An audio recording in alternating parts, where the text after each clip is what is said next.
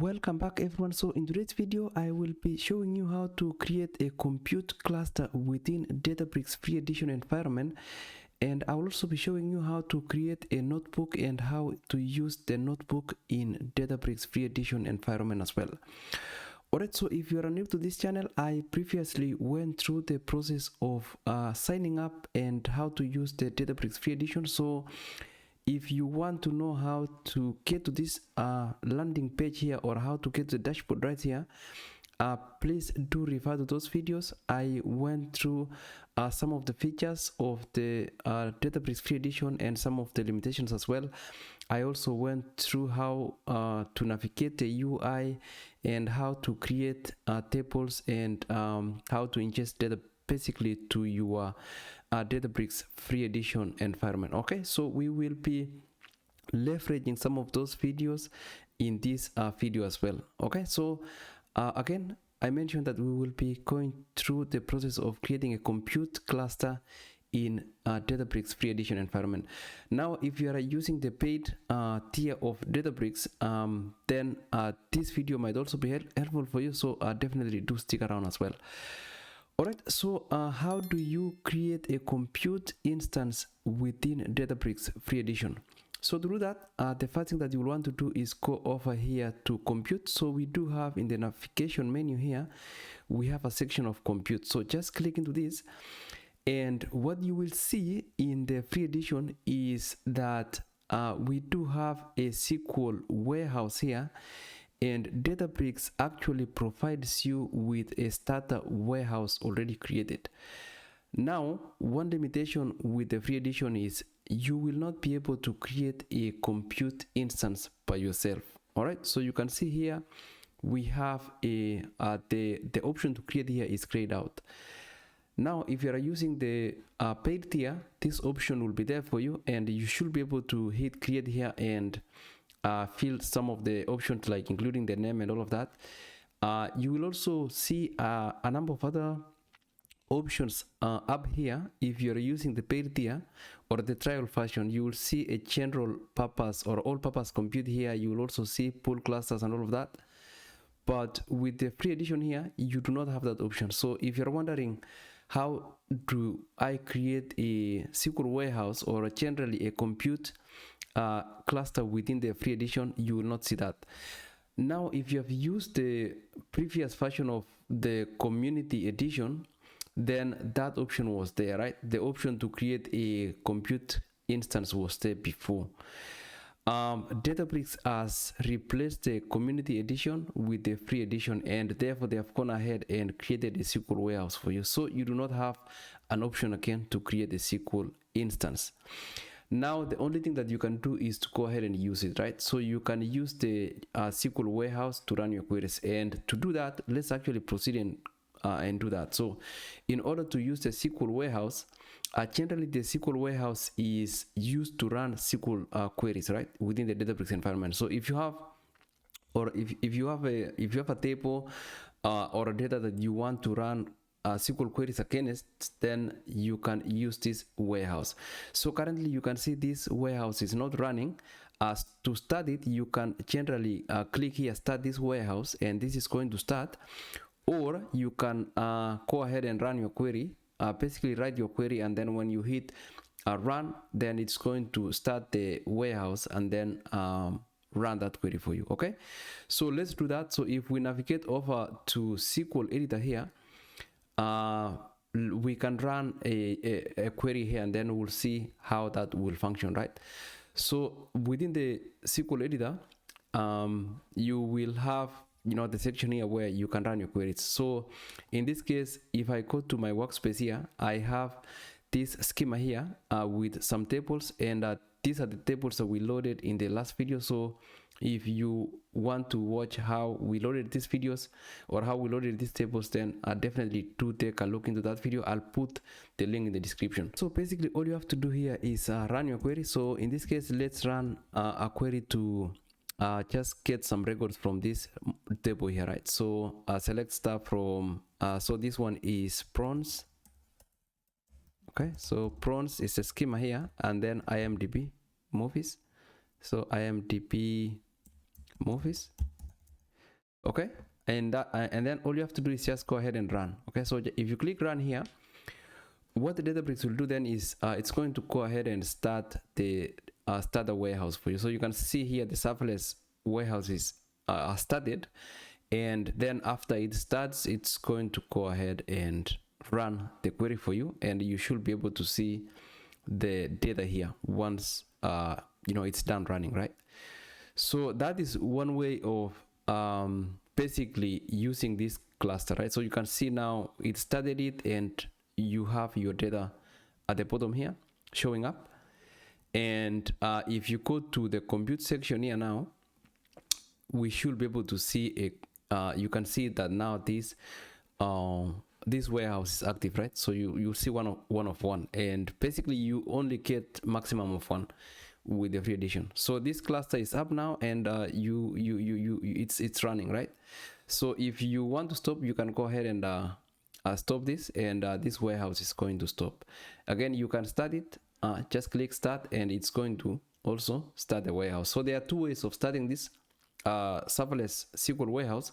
You can directly start it from the compute here. I mean, if you come to compute, and then you will see the warehouse here, click run, it's going to, click start, and it's going to start it. Or you can just go to your query, and if it was not started, write your query and run. It's going to start the warehouse for you, and once it's up and running, your query will be executed, right? So that's one way of starting your SQL warehouse. And again, we do not have the option to create. Databricks already created it for you, and you can either terminate it, start it, or stop it, right? Okay, so again, this SQL warehouse is only used to run SQL queries. So you cannot run a Python code here or a Scala code within this editor. It's only SQL queries that can be run within this serverless data warehouse. And if you try something like that here, let's say maybe if you try to run a Python code here, it's not going to be accepted, right? So if you try that, it's not going to work. Okay, so this warehouse only works for SQL queries. It's the same thing with the editor also. This editor is only compatible with SQL queries. All right, so now what if you wanted to write a Python code or a Spark scripts within Databricks environment? How do you do that? So to do that, then you will need to create a notebook, right? So how do you create a notebook within the Databricks UI? So to do that, there are a few ways of doing it. If you go to the left navigation menu here, you can come to Workspace and go ahead and create a notebook right here, right? And your notebook will show here. Or if you just go to the new button here and create a notebook, it will also bring a notebook for you. So generally, if you have worked with Jupyter notebooks, this is how the notebook also in Databricks will look like, right? So you will then write your notebooks here and write your code and run it, and basically it will function the same way as a general Jupyter notebook, right? So these are Jupyter notebooks. When you come here, what you'll notice with the notebook is that right up here you can select which language you want your notebook to run in, and this will set the overall programming language that you can use entirely throughout this notebook. So let's leave it with Python. So we'll make this notebook a Python notebook, and what I will you can rename it here, right? So you can rename this notebook as you wish. I will name this one compute demo, right? So what you can do then is go ahead and write your code here. So for example, let's bring data from the let's try to read a table, right? So let's say table name here, table name, and our table name will be coming from our prawns schema and IMDb movies. Let's try to bring this let's try to read this table, right? That's basically this table here. Let's go to catalog. If you go to catalog, the table that we want to read is basically the same one here. So let's try to load this table to a Spark data frame and try to run it, right? So this will be the table here, and let's load it into a data frame. You can use that with a Spark read table. Databricks is actually very smart, right? It can tell you how to load it. So you can see it auto completed for me for that. So if you want to read a table, you can do something like this. So Spark read dot table dot the table name, which we have defined here, and then you can display this data frame, right? So for you to run this notebook, you do need a compute. What we know for sure is we cannot use the serverless SQL warehouse, and maybe let's try first with that, because this one is already running, right? So if you try with the SQL warehouse, you will see this warning right here, right? SQL warehouses only support SQL and Markdown cells. But our our notebook is set to run in Python. So let's try this. Definitely this is going to fail because this is not supported. So if you run that, you can see this one says unsupported cell execution. SQL warehouses only support SQL cells, but this one is a Python cell. So what do we do then? So to do this, what we want to do is run this in serverless. So actually, if you noticed, this serverless was started when we executed this notebook, and the reason for that is because it detected that this is a Python notebook, so it went ahead and started serverless. So I'm going to connect it here. So if we connect it, so all you have to do is just attach it, right? Just switch to that serverless compute and go ahead and run it, and your notebook is now going to run, right? So it's going to be executed now within the serverless compute cluster. And if you click this one, you will notice that we do have two compute instances here now, right? So the first one again is the one for SQL warehouse, which is the one that we manually started when we were running our SQL queries. And then the other one is this one for the serverless, just a regular serverless cluster here. And this one we didn't have to start. We started it when we ran the query, right? So, but we didn't have to create it. We didn't create this one. But Databricks automatically provisioned this and provided it for us. So again, if you are wondering how to attach or create a compute for your notebooks, you do not need to do any of that. The only thing you need to do is to write your code within the notebook and then click execute, and the Databricks is going to start the serverless cluster for you automatically. Okay, so that is one thing, because it took me a little bit to figure this out, because I was wondering how do you run your notebooks, right? And I was trying to poke around to see where to create the compute instance, but that option was not there.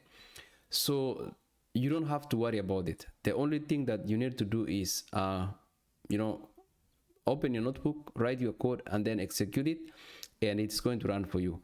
Now the one thing that is important to note with the serverless cluster here is that it supports both Python and SQL. Actually, it supports all of these scripts here, as opposed to the SQL warehouse, which only runs with SQL notebooks.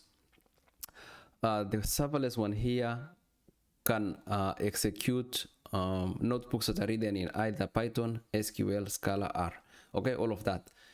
So if you have any code that is either in Python or Scala or R, you can run and execute those using the serverless warehouse here. Okay, so you can see now our code has run properly, and we can see our data here. Okay, so this is a Python notebook. Now if we try to go down here, let's switch this to SQL, and we can just run a basic select statement. Okay, so let's do this from I wonder if I can use the table name here. Maybe we can. Let's bring that here. Okay, and run it. Okay, so this is if this one works well. Okay, so table name cannot be viewed here, of course. so it has to be within the notebook. So what we want to do here is prawns.imdb movies. Okay. All right, so when you run this, this is now just general SQL cell here, and it's going to give us the same results. Now, one thing you can notice here with notebooks is you can change the language that you use within each cell, right? So you notice here, we change this to SQL. You can also change to R and Scala, you know, or even Python as well, right? You'll see here the default notebook is Python. So whenever you do that, whenever you switch from Python to SQL, you have to put the wildcard here and specify that this is SQL. I believe also it does it automatically for you. So if you go down here, if you create another cell here, Python will not append it, but if we switch again to SQL here, you will see that it does it automatically for you. It switches to SQL wildcard, and therefore you can come down here and create your SQL queries, right? But again, with the serverless one, it's a both spot. So you saw here we were able to run our SQL queries here against SQL and run it within the serverless one as well. So the difference here is that the serverless starter warehouse only runs for SQL queries, but this one supports both. That is critical to note here. And if we were to switch this one here, let's try that out. If we switch this to serverless again, right, and try to execute this cell here, let's see if that's going to run. Okay, so we are executing in the serverless SQL now, and you can see this one ran, right? So this executed well and it ran fine. So if you are running SQL queries, you can use the serverless SQL warehouse. But if you're running Python notebooks, then that is not going to work. You have to switch to the serverless one here. Okay, so that is how you basically use the compute clusters or instances within a Databricks Free Edition environment. Again, you do not have an option to create any cluster, but Databricks provides you with the serverless clusters to use, right? So this one, you will see this one comes with the notebook. It's already created for you, and you can use this either within SQL cells in your notebooks or within SQL Editor. You can use the serverless starter warehouse. If you want to run Python or Spark notebooks, then you will just need to write your code and execute it, and it's going to start the serverless cluster for you, and then from there you can go ahead and use it. All right, so that's it, guys. I hope this video was helpful, and if it was, please give it a thumbs up, and also do subscribe to the channel for videos like this in future. All right, I will see you then in the next video. Bye bye.